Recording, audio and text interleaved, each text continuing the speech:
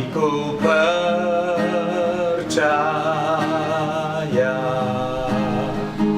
hatiku percaya,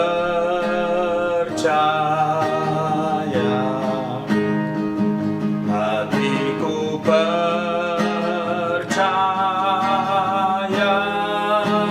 selalu ku percaya,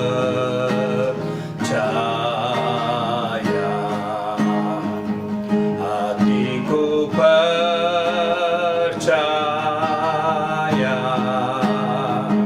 hatiku percaya,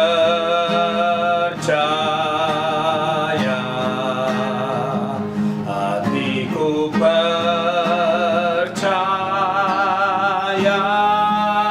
selalu ku percaya,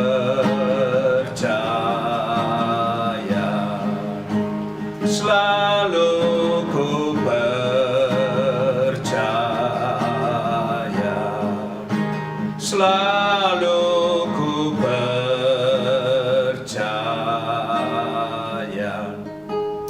Bapa kami yang ada di dalam surga, yang kami kenal di dalam nama Tuhan kami Yesus Kristus, pada pagi hari yang indah yang Tuhan sudah sediakan bagi kami sangat mengucap syukur buat pemeliharaan, buat pertolongan dan penyertaan-Mu yang telah Engkau kerjakan bagi setiap kami.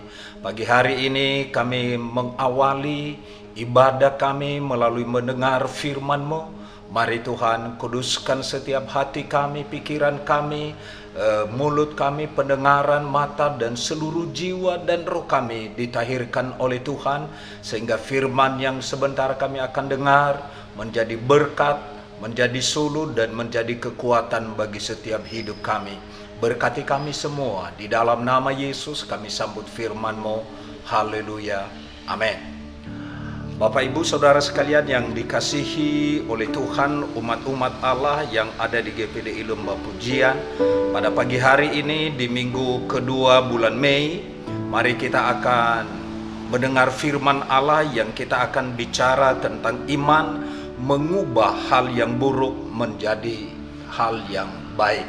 Nah, puji Tuhan Bapak Ibu, iman adalah mengubah perkara-perkara yang mungkin orang lain bisa berkata kepada kita itu adalah sesuatu yang jahat, sesuatu yang tidak baik. Tetapi bila iman kita miliki, maka iman itu akan mengubah sesuatu yang buruk itu menjadi hal yang baik atau terbaik di dalam hidup kita. Di dalam Yakobus pasal yang kedua ayat yang ke-17, dia berkata, jika iman itu tidak disertai perbuatan, pada hakikatnya adalah mati. Beberapa hari yang lalu, minggu yang lalu kita sudah berbicara tentang ayat ini. Tetapi mari pagi hari ini kita kembali belajar tentang firman Allah, bagaimana iman yang mengubah hal yang tidak baik menjadi baik, atau mengubah hal yang buruk menjadi sesuatu yang terbaik di dalam hidup kita. Di dalam ayat-ayat firman Allah diterangkan di dalam Yohanes pasal 11 ayat 1 sampai 11, di mana seorang pemudi dan pemuda yang mereka melangsungkan pesta pernikahan mereka, dan di saat pesta pernikahan itu mereka mengalami sesuatu yang sangat-sangat membuat pesta itu seolah-olah mau berubah menjadi hal yang sangat buruk. Kenapa? Karena persiapan mereka di mana anggur yang sudah dipersiapkan ternyata habis. Tetapi di situ kita melihat mereka memiliki iman yang besar. Di saat mereka menghadirkan seorang kepala perjamuan yang bernama Yesus, dan Yesus itu menjadikan sesuatu suasana yang buruk menjadi suasana yang sangat menggembirakan, di mana air dijadikan oleh anggur oleh Yesus Kristus. Kita melihat di dalam perjanjian lama, di dalam 1 Samuel pasal yang pertama dan pasal yang kedua, di mana di sana seorang ibu yang bernama Ibu Hana yang selalu mengalami perkataan-perkataan yang buruk dari Ibu Finina yang selalu mengatakan dia adalah seorang wanita yang mandul. Dan kita tahu Hana ini adalah seorang yang kaya raya, seorang yang berpendidikan baik, tetapi karena dia tidak bisa memberikan seorang anak kepada suaminya Elkana, maka madunya Penina berkata dia adalah wanita yang tidak diberkati oleh Tuhan. Dia adalah wanita yang terkutuk.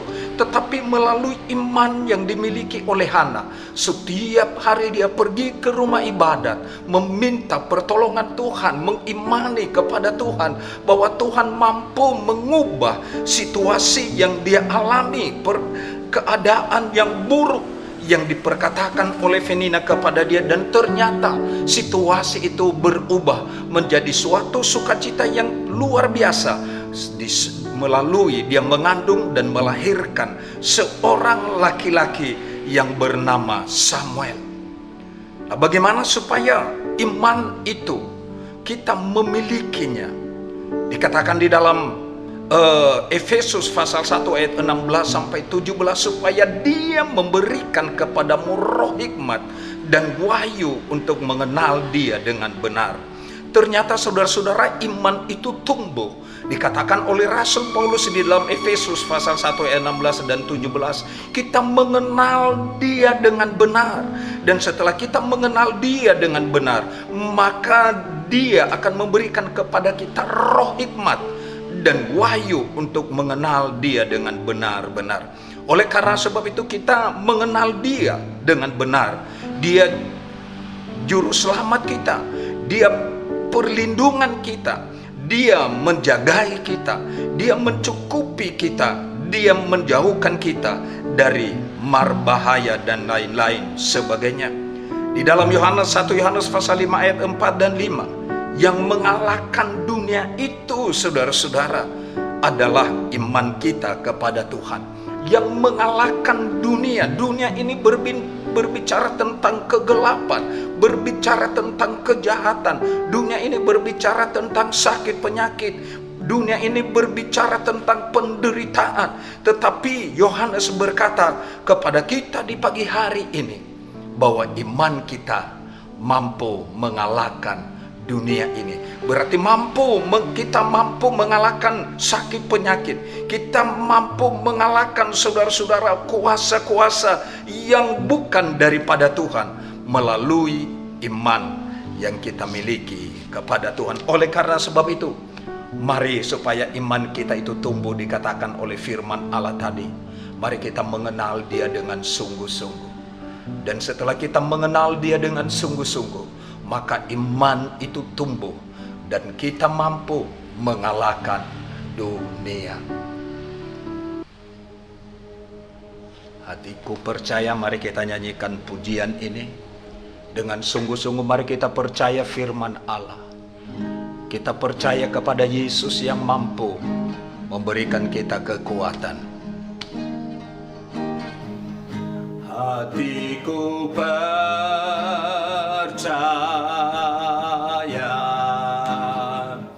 hatiku percaya,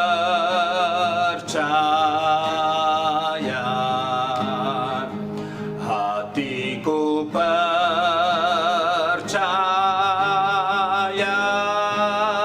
selalu ku percaya. Oh, hatiku percaya, hatiku percaya,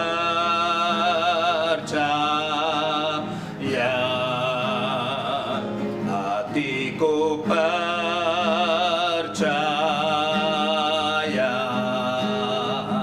hatiku percaya,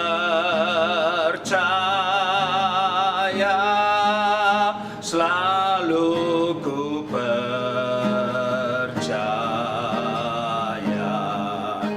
selalu ku percaya.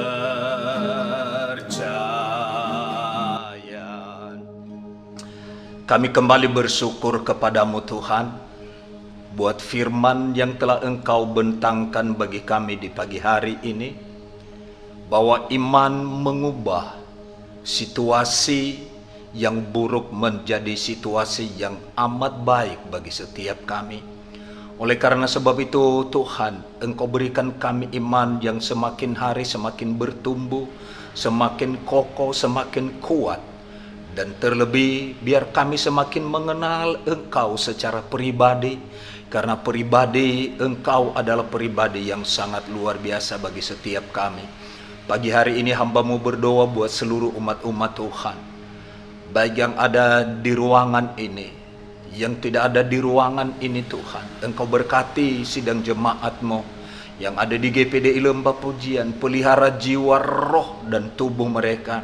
Engkau berkati usaha pekerjaan mereka. Terlebih juga hamba-Mu berdoa buat tempat ini yang mereka buka dan mereka berikan bagi kami untuk memberitakan firman-Mu, sehingga firman yang diberitakan di tempat ini, setiap telinga yang mendengar, iman mereka dikuatkan, pengharapan mereka semakin teguh di dalam Engkau. Berkati sekeluarga, pekerjaan rumah tangga umat-umat Tuhan. Dan juga kami berdoa buat pemerintahan Republik Indonesia Tuhan, mulai dari Bapak Presiden, seluruh Kabinet Pembangunan Indonesia Maju, juga para anggota DPR RI dan juga provinsi, kabupaten. Engkau jamah, Engkau lawat mereka, para gubernur, wali kota, para bupati, camat, lurah, RW, RT, dan seluruh rakyat Indonesia dijamah oleh Tuhan, diberkati oleh Tuhan. Dan terlebih jika Tuhan mengizinkan Republik Indonesia khususnya, di mana kami sedang mengalami wabah sakit penyakit virus corona, kalau Tuhan mengizinkan Engkau lalukan di atas bumi Indonesia, dan kalau ada tujuan Tuhan lebih dahsyat lagi, biarlah Tuhan yang akan mengerjakannya. Memberkati umat-umat Tuhan.